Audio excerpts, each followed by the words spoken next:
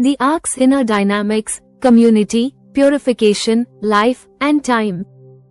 Genesis chapter 7 verses 1 to 5, entering God's sanctuary of grace, identity, and restoration. Welcome back as we continue our profound journey into Genesis chapter 7 verses 1 to 5, delving into the extraordinary architecture of Noah's Ark as a blueprint for our own healing and transformation.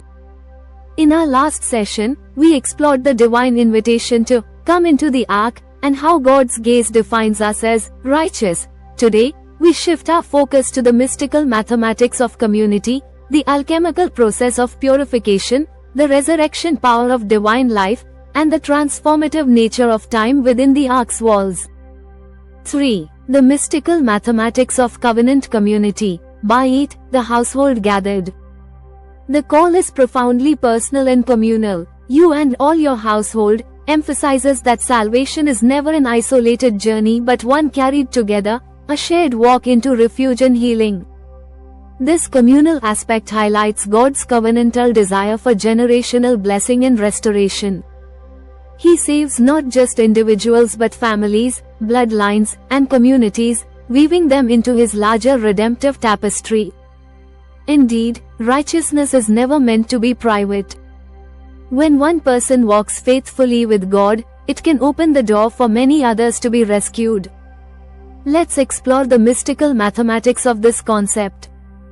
The word household, bayit, in Hebrew contains mystical mathematical principles that reveal how divine grace operates through relational networks to create exponential spiritual impact.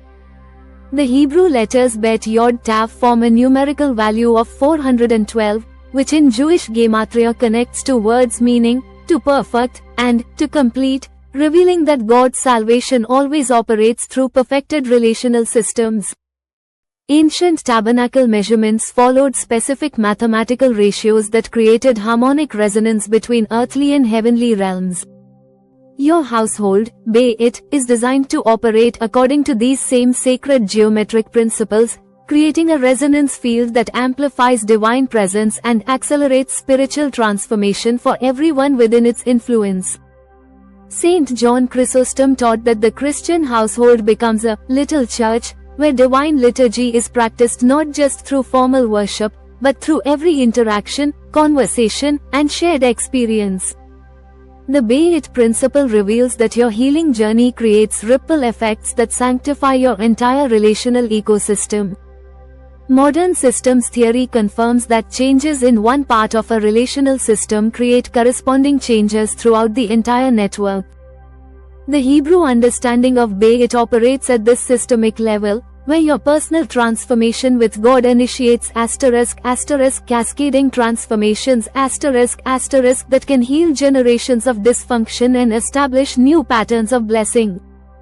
The Ethiopian Orthodox tradition preserves ancient rituals for bayit sanctification that recognize the home as a sacred space where divine presence dwells permanently, not just during religious activities. When God invites Noah's household into the ark, He's establishing this principle of domestic sanctification that extends to every believer's living situation. Quantum field theory suggests that consciousness creates fields of influence that extend beyond individual boundaries to affect surrounding environments and relationships. The bayit revelation operates at this quantum field level, where your growing Christ-likeness creates an electromagnetic field of divine presence that influences everyone in your sphere of contact. For those carrying shame about their family background, current relational difficulties, or fear about their capacity to influence others positively, the bayit promise offers extraordinary hope. God's plan for your household transcends current dysfunction to establish divine order that can transform entire family trees and community systems. 4. The alchemical process of spiritual purification, tahor, clean and unclean, radical integration of the self. The instructions for gathering the animals now reveal a deeper dimension. While Noah previously brought 2 of every kind for preservation, here a distinction is made, 7 pairs of every clean animal and 1 pair, 2 individuals, of unclean animals. This difference is highly significant. The greater number of clean animals points prophetically to their purpose beyond mere survival.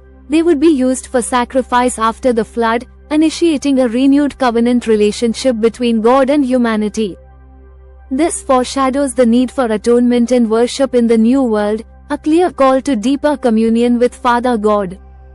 This is no random survival story. God is preserving not just life, but worship, and ultimately, covenant relationship. This isn't just zoology. It's spiritual anatomy. 7. God's number of perfection, symbolizing completeness, divine fullness, and sacred rest. Clean and unclean, together. Why? Because in healing, nothing can be left behind. God doesn't save only the pure parts of you. He gathers the unclean too, the parts we hide, loathe, or fear, the compulsions, shame, trauma, anxieties. In Jewish mysticism, unclean animals symbolize shadow and chaos, the inner wounds you've tried to exile. But in God's ark, even these are given space to live, to be transformed. This is radical integration. The distinction between clean, tahor, and unclean animals reveals divine principles of spiritual alchemy that operate in the transformation of human souls. Tahor doesn't merely mean ritually pure, it describes a state of molecular and spiritual alignment where every particle of being resonates in perfect harmony with divine frequency. Medieval Christian alchemists, influenced by both Aristotelian philosophy and mystical theology, understood that spiritual purification follows the same laws that govern physical transformation of base metals into gold. The Tahor principle operates at this alchemical level, where divine grace transmutes the base metals of human fallenness into the gold of Christ-like character. The Hebrew root, tav he resh, connects to concepts of radiance, transparency, and perfect reflection. When something is tahor, it becomes like a perfectly polished mirror that reflects divine light without distortion or obstruction. Your soul's journey toward tahor involves the gradual removal of everything that creates spiritual opacity, allowing God's nature to shine through you with increasing clarity and power. Saint Gregory of Nyssa developed the theological concept of epictesis, the eternal progression of the soul toward ever greater participation in divine purity. The Tahor principle reveals that this purification process operates not just morally, but ontologically, actually changing the substance of who you are at the most fundamental levels of being. Modern quantum chemistry demonstrates that molecular behavior is determined by electron configurations and energy states. The Hebrew concept of tahor operates at this quantum level, where divine grace restructures the energy patterns of your soul to eliminate disharmony and establish perfect resonance with divine frequency. The process of becoming tahor involves what the Desert Fathers called nepsis, the vigilant attention to inner spiritual states that allows divine grace to remove impurities and establish clarity. This isn't about moral perfectionism, but about transparency to divine presence that allows God's nature to flow through you without obstruction. The Syriac Orthodox tradition preserves ancient prayers for soul purification that invoke the tahor principle for healing trauma, removing spiritual blockages, and establishing what they call heart transparency. They understand that psychological healing and spiritual purification are inseparable processes that occur simultaneously through divine grace. For those struggling with shame, self-condemnation, or feeling dirty because of past experiences, the Tahor revelation offers complete cleansing and renewal. Divine purification operates beyond the reach of human effort or psychological techniques to restore your soul to its original transparency and radiance. 5. The resurrection dynamics of life preservation, Chaya, accessing eternal life force. The purpose, to keep the species alive, uses the Hebrew word, Chaya, which means much more than mere survival. Chaya implies vibrant life, resurrection power, and supernatural vitality. It's the same word used when God breathes life into Adam, when Ezekiel prophesies to dry bones, and when Jesus declares, I am the way, the truth, and the life. Chaya, the Hebrew word, chaya, contains 5 different levels of meaning that correspond to the 5 levels of soul described in Jewish mysticism: Nefesh, instinctive life; Ruach, emotional life; Neshama, intellectual life; Chaya, transcendent life; and Yechida, divine unity. God's promise to preserve species through Noah operates at all 5 levels simultaneously. Modern biophysics reveals that all living organisms emit biophotons, coherent light emissions that coordinate cellular communication and maintain biological integrity. The Chaya principle operates at this biophotonic level, where divine light literally sustains and renews life at the cellular level. Saint Maximus the Confessor taught that Chaya represents the logoi of creation, the divine thoughts that hold all created things in existence moment by moment. When God promises to preserve life through the flood, He's demonstrating the continuous creative activity by which He sustains all reality through His word. The Hebrew numerical value of Chaya is 23, which in mystical tradition represents the 23 pairs of chromosomes that contain the genetic blueprint for human life. This isn't coincidental, it reveals that divine life force operates at the genetic level to maintain, repair, and renew biological systems according to heavenly patterns. Quantum biology demonstrates that living systems utilize quantum coherence effects to maintain organization and functionality that classical physics cannot explain.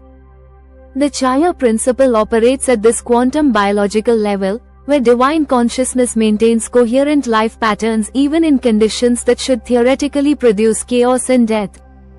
The Desert Fathers understood Chaya as the life-giving spirit that Jesus promised would flow like rivers from believers' innermost beings. This isn't just metaphorical language, it describes actual spiritual energy that can be cultivated through prayer, meditation, and surrender to divine will. Modern research on telomeres reveals that certain spiritual practices can actually slow cellular aging and extend healthy lifespan. The Chaya principle suggests that this life-extending effect flows from alignment with divine life force that operates beyond natural biological limitations. For those feeling spiritually dead, emotionally depleted, or physically exhausted, the Chaya promise offers access to supernatural life force that can revitalize every dimension of your being. This isn't about positive thinking, it's about connecting with the actual divine energy that sustains all life throughout the universe. 6. The alchemical transformation of time, entering eternal chronology and the 7-day pause. The period of the flood, 40 days and 40 nights, carries profound symbolic meaning. 40 in Hebrew, Arbaim, consistently appears in scripture during periods of testing, transition, and transformation. Moses spent 40 days receiving the Torah on Sinai. Elijah journeyed 40 days to encounter God at Horeb. The Israelites wandered 40 years in the wilderness. Jesus fasted 40 days before beginning his ministry. Each 40-day period represents a complete cycle of divine preparation for new levels of spiritual authority and effectiveness. This verse introduces a precise divine timeline, for after 7 more days, this period is a final, gracious warning, a week of grace before the cataclysm. It's a testament to God's patience, providing one last opportunity for humanity to observe Noah's obedience and perhaps repent. This teaches us that even in the face of impending judgment, God extends a window of mercy, offering a clear signal before the decisive moment. In the Hebrew rhythm of scripture, the number 7 always signals completeness. God created the world in 7 days. And now, after 7 more days, He will unmake what was corrupted. The Hebrew word, yom, day, contains multiple levels of meaning that encompass both temporal and eternal dimensions. In the flood narrative, each day becomes a yom eternal, a temporal period infused with eternal significance that transforms everyone who experiences it.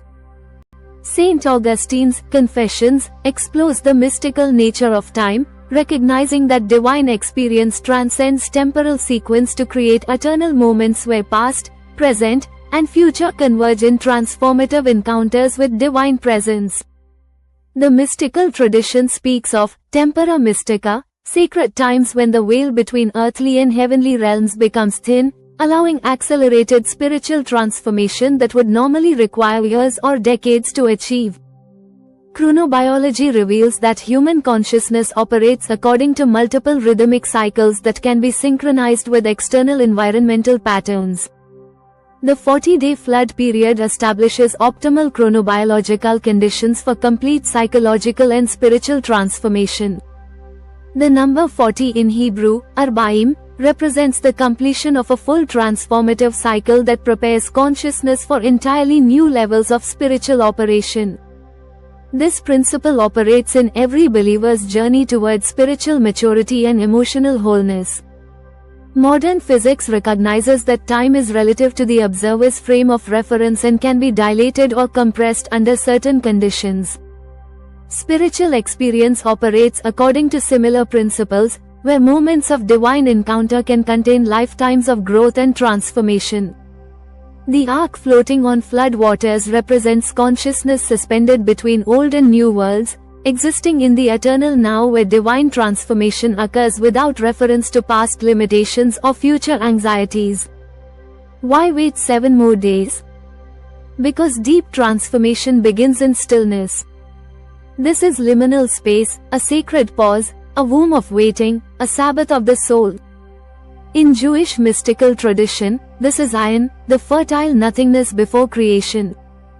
A place of breathing, releasing, forgiving, integrating. Before the flood begins, God gives time for inner preparation. These 7 days are a mercy, an invitation to consecrate the soul. For those feeling trapped by their past, anxious about their future, or struggling to experience God's presence in their current circumstances, the Eternal Time Principle offers access to transformative encounters that transcend temporal limitations and produce immediate internal change. Healing Reflections and Soul Invitations for Video 2. As these quantum spiritual truths penetrate the deepest chambers of your consciousness, allow them to initiate the same metamorphic transformation that Noah experienced. You are not just learning biblical information, you are receiving divine downloads that can completely restructure your spiritual DNA, rewire your psychological architecture, and position you for supernatural authority in God's eternal purposes. You are not a victim of circumstances beyond your control, you are a recipient of divine invitation to safety and new life. You are not defined by the storms you've weathered, you are defined by the ark of salvation in which you now dwell. You are not required to face life's challenges in your own strength, you are empowered by the same divine wisdom that preserved Noah's family through the greatest catastrophe in human history. You are not alone in your struggles, you are surrounded by the love of God, the presence of Christ, and the community of faith that spans generations and cultures. Ask your soul, are you willing to bring your whole household, your relationships, regrets, and dreams into God's sanctuary? Are you ready to pause before your flood, to forgive, to pray, to release? God says, come into the ark, the door is open. Christ Himself is waiting within. You are seen. You are gathered. You are preserved. The storm will not destroy you, it will carry you into a new creation. Identity activation and affirmations for Video 2. I am not alone, my household and I are being gathered by grace. I don't have to exile my brokenness, it belongs in the ark of healing. Outro for Video 2, a living ark for a new world. The ark floats not on effort, but on mercy. Not on fear, but faith. This story is not just ancient, it's your story. Today, you are invited into Christ's ark, into refuge, into identity, into healing. If this message stirred your soul, subscribe, like, and share it with someone longing for sanctuary. If you need prayer or support, please feel free to reach out to us at christ4life143@gmail.com. And stay tuned for Video 3, where we'll explore Noah's profound obedience, the ark's sacred architecture, and how the entire narrative culminates in the powerful revelation of Christ as our ultimate sanctuary. Your flood may be coming, but so is your resurrection. Let the ark carry you into new life.